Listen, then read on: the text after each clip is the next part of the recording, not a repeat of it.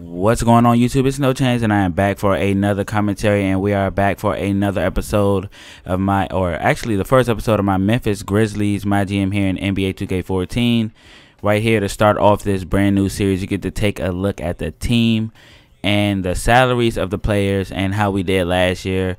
This team won 56 games last year, so it's going to be tough for me to keep that up and keep up that habit of winning within this franchise, especially simulating through the first season, which is what I'm going to be doing. And I'm going to be showing you guys how we do after the first season and see if we could come up with some very big playoff wins if we make it, like the Grizzlies are accustomed to doing.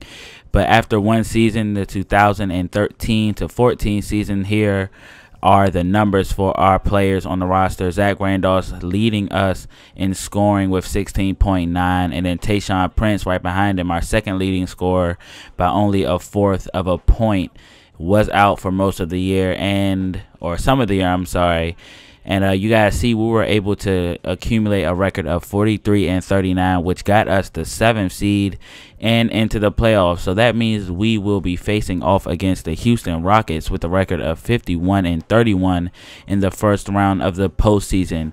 But before we get into that, you're going to take a look at some of the season-ending awards, starting off with the MVP, LeBron James. That pretty much happens every single time. Rookie of the Year, Michael Carter-Williams. That pretty much happens every MyGM first year.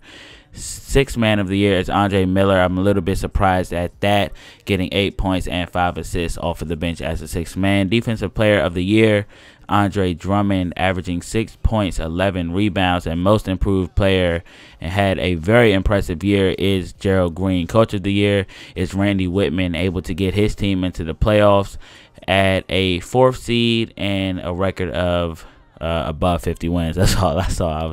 I wasn't paying attention that much. But anyway, we're in the first round of the playoffs. We are facing off against the Rockets, as I said earlier. We are tied at 2 games apiece after 4 games. We lost 2. We won game 1, then went ahead and won game 4. So then we go ahead and lose game 5.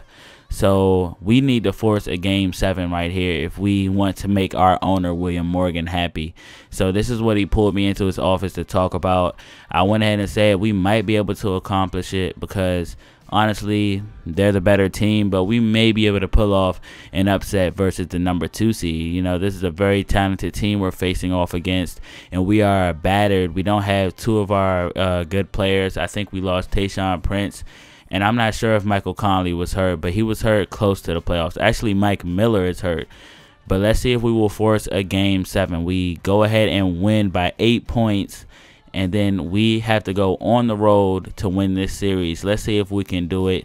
Game 7, and we win the series and advance to the second round versus the Denver Nuggets. That was a very big win for this franchise, and even if we get eliminated here, it should give us some momentum going into next season because we got an upset versus the second-seeded Houston Rockets. But immediately we go down 3 to the Denver Nuggets. That's not good. So William Morgan pulls me into his office and says, we really need you to get a win. We don't want to get swept. And I agree with him there. That would pretty much take away some of that momentum I talked about if we go into this series and get swept. So we really want to just snag at least 1 win to avoid the sweep. And I think we can do that even though this team is battered. And that's one of the reasons why I think even getting here was a big accomplishment. And there you see Marc Gasol goes down day to day, and we get eliminated. That wasn't good, but like I said, we had a lot of injuries. Marc Gasol, Tayshaun Prince, Mike Miller, all important players to our team. But you guys see here, which was somewhat expected, that the Miami Heat have won the NBA championship, and I'm pretty sure LeBron won the series MVP, if I'm not mistaken. You guys are going to see here. But a last look at the playoff tree, you guys see the Nuggets got eliminated in 7 games versus the OKC Thunder, who made it to the championship. So it was KD versus LeBron, and LeBron ended up coming out on top. But let's get into the offseason. You guys see we had a pretty decent year. We got into the second round. There's a lot to build on, if you ask me. I mean, I think this is already a playoff team, already has some talent. I just need to add some youth and a little bit more scoring, if you ask me. We have a very good front court, but I think we need a little bit more scoring. And you guys see I'll try to add some scoring throughout the draft. I'm not going to be doing a lot in the free agency due to the fact that my owner actually told me that he wants me to stay under the salary cap or something like that, and I just couldn't do a whole lot as far as signing players. I don't think I accomplished that goal, but I can't do a lot with money. I don't have that much flexibility, so I'm going to be trying to find talent through the draft. I think I have 2 draft picks, but at the same time, I'm going to be trying to move some players that I don't need in order to bring in some scores and set us up for a good draft next year. You guys will see exactly what I mean. But you guys are about to look at the draft order. You guys see we are right in the middle at 16. And I want to move up. I was drafting shooting guards throughout the entire season, and I really have my eye on Dante Exum. And I really like his game. I really like how he can score. I'm going to put him in a training camp if I get him. Whoever I get, I'm going to be putting through a training camp, honestly. But we are officially finished with the first stage of the offseason, and that is our coaching staff. I kept our head coach. He has 1 more year. He got us to the second round of the playoffs and had a very good upset, or a very surprising upset, versus the number 2 seed Houston Rockets, with a battered team, or a depleted team, if you will, without our second leading scorer and then our starting center. And we are into the second stage of the offseason, which is our free agents. We're going to see who's going to be leaving, but the only players that I want to keep out of that package are Ed Davis, Mike Miller, and Quincy Pondexter. I like all 3 of those guys, and I want to keep them on the team. They can provide some very good minutes off of the bench. Ed Davis behind Zach Randolph. Mike Miller can come off the bench as a 6th man, as he has been in the past. And Quincy Pondexter will remain a prospect and a project for us, and can potentially take the minutes of Tayshaun Prince once Tayshaun Prince moves on from the NBA. But here is our head coach, David. I have no idea how to say his name. I never really knew how to say his name, so I'm just going to call him David. I think that's a little bit more personal, you know. It creates a relationship with him, so I'm just going to call him David. So David comes into my office and says he wants to draft Dante Exum, and he already had him high on my board, so that's very good. I think he had a very good overall grade. So let's see who we pick in this year's draft. Let's get started. For the young men waiting to hear their names called this evening, this moment marks the realization of a lifelong dream. For the fans here and at home who enjoyed this past season and tonight get a glimpse of tomorrow's stars, I thank you for joining us. It's a moment of tremendous excitement as these young men prepare to join the ranks of the greatest basketball players in the world. So without further ado, let's get started.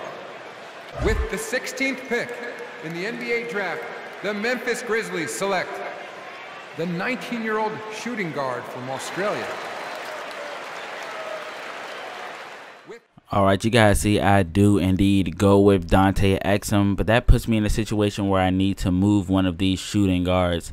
And honestly, Tony Parker was the man that I wanted to move, because I just can't play with him at all offensively. And the way I run my offense, I need my shooting guard to be able to score efficiently.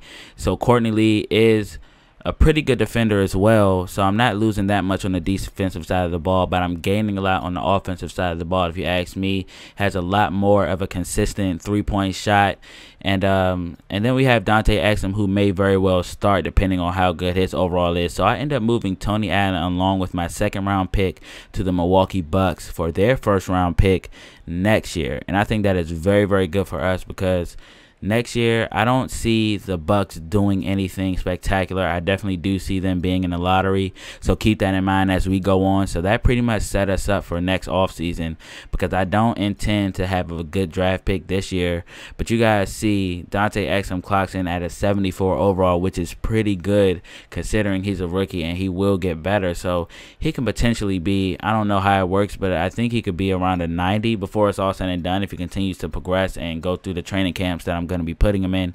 So that's very good. I think we had a very good pick. I can't say we had a very good draft really, because it was only 1 pick, but actually we had a very good draft night, because we picked up a possible or probable lottery pick next year, and then we moved one of our shooting guards. And I think the price was right, because Tony Allen, he's getting up there in age.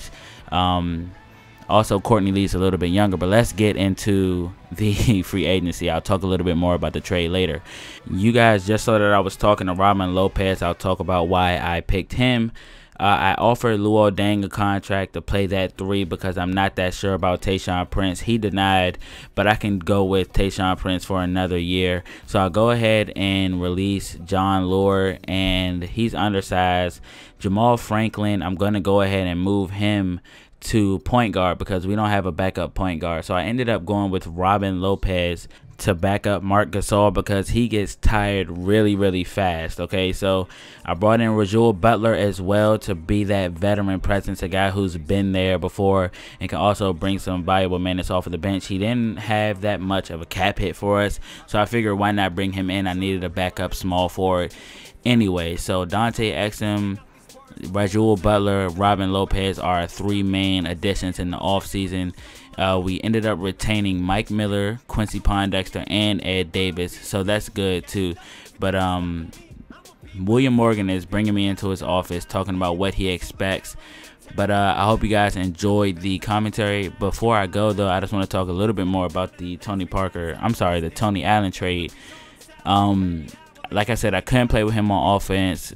Courtney Lee was younger. I drafted Dante Exum, and what I plan to do with the pick next year that I got from the Bucks is draft that 3, that wingman that I really need, because Tayshaun Prince, his years are numbered in the NBA, and if Quincy Pondexter doesn't come along how I want him to, I can draft that guy in the lottery, and I'm pretty much banking on the Bucks being a lottery team, and I think they will. I think they gave up that for Tony Allen because they want to go in a different direction as far as their team, and I'm assuming they were so willing to give up that pick because they have no intentions on being in the lottery next year.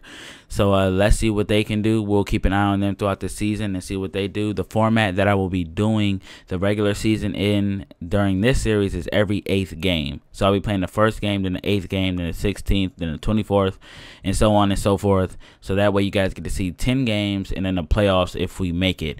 So I hope you guys enjoyed it. This isn't the best offseason I've had, but it was more so planning for the future. I got rid of an old player for a potential lottery pick next year, so I think I did pretty good setting up for the future, also considering the fact that I didn't have that much money to work with. But I hope to see you guys in the next episode in the season opener, and I'll see you guys then. Later.